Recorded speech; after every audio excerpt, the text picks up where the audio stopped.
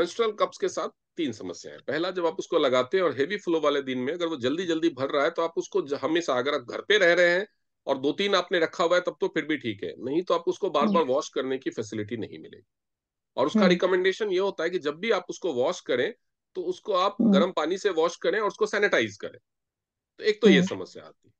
दूसरा, अगर वो ओवरफ्लो होगा तो उससे जो निकलने वाला ब्लड है उसमें बैक्टीरिया तो फॉर्म होगा, क्योंकि हीट है, मॉइस्चर है, और वो सिलिकॉन का कप है, वो पूरी तरह से हम्म। सील कर देता है आपके प्राइवेट पार्ट, आपके वेजाइनल आउटलेट को वो पूरी तरह से चोक कर देता है, सील कर फिनिश। देता है। मतलब हम्म। बाहर कुछ नहीं आ सकता उसमें से। तो हम्म। बाहर कुछ नहीं आएगा तो हवा भी अंदर नहीं जाएगी। बिल्कुल। यानी आपको 4-5 दिनों तक आपकी बॉडी के अंदर हवा जा ही नहीं रही उधर से। हाँ तो जी सोचिए सर। कितना बैक्टीरिया पैदा, हम्म। उस ब्लड में कितना बैक्टीरिया पैदा। अब वो हो रह तो ब्लड वो अंदर की तरफ से सील नहीं होता, वो अंदर की तरफ से तो कप की तरह खुला हुआ है। खुला हुआ है। तो आपके बॉडी के पोस्चर के चेंज की वजह से या फिल होने की वजह से या मसल्स के कंट्रैक्शन की वजह से उसमें से लिक्विड निकल करके आपके बॉडी के अंदर ही फैलता रहता है। जो यूट्रस में से अच्छा। ब्लड निकल के आ रहा है वो वापस से उधर ही जाता रहता है। हम्म। तो अंदर क्या माहौल होता होगा आप इमेजिन ही कर सकते हैं। Right sir. तीसरी चीज, thank you.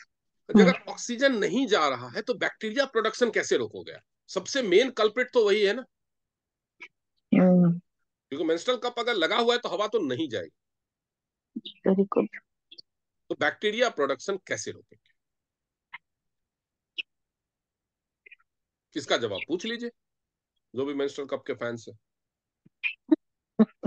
Thank you sir. यही ओके पता था। Thank you. जी, मलिक साहब आप पूछे। गुड इवनिंग सर, क्या हाल है? हाँ बोलिए सर, बोलिए, सवाल पूछे। मेरे मुझे ना बीसीएम से रिलेटेड पूछना था तो बीसीएम कि। का बीसीएम से रिलेटेड आप अलग से पूछ लेना मेरे को फोन करके या व्हाट्सएप करके। ओके ओके, ठीक है ओके सर, वही था। जी, सारा मैम पूछे।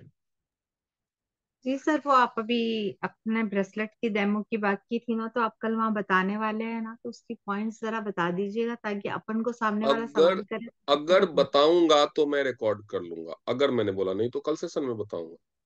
जी, तो लिख लेनी है पॉइंट्स इसके लिए। ये ठीक चीज आप है। मुझे व्हाट्सएप पे भी लिख के भेज सकते थे, सवाल का। ये सेशन में मैंने हैंड रेज करने के लिए, सवाल पूछने के लिए कहा। वो सवाल ही है ना कि अपने को सामने वाले को क्या बताना है, वो कि तो भाई कल, ये क्या अभी अगर। तो मैंने उसका डेमो बताया ही नहीं है ना।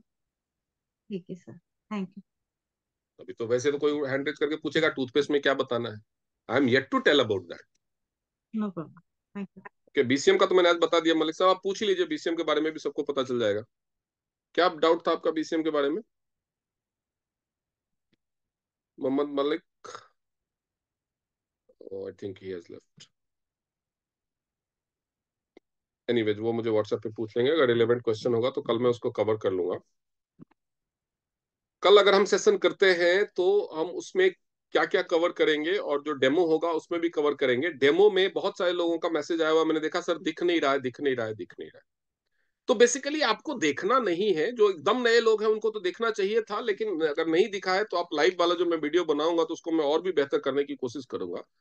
लेकिन अगर दिख नहीं रहा है और वाकई में आप सीखने में इंटरेस्टेड है तो थोड़ा सा एफर्ट करो, जहां पे ऑफिसेस में लोग आपके सीनियर डेमो करते हैं, आप सीनियर के पास पहुंचो, ऑफिस जाओ, डेमो देखो लाइव। सारा लड्डू घर पे बैठे हुए क्यों चाहिए? ये तो एफर्ट था आपको ये बताने का कि भाई आपको डेमो कैसे करना है वो दिखाने का, आपको दिखना चाहिए था अच्छे से। लेकिन अगर नहीं दिखा है तो आप कल ऑफिस आइए, कल मैं 11 बजे द्वारका मोड़ पे रहूंगा, ओपीपी है, 12 साढ़े 12 बजे के करीब कोशिश करूंगा डेमो करने की। नहीं तो जहां पे भी आप रहते हैं हर जगह ऑफिस में, नहीं फिर भी अगर नहीं हो रहा तो आपके जो भी अपलाइन है उनके साथ आप जूम मीटिंग करो 1-on-1। ठीक है? आप भी डेमो किट अपना तैयार करो। डेमो सीखने का जो सबसे अच्छा तरीका है वो ये है कि आप अपना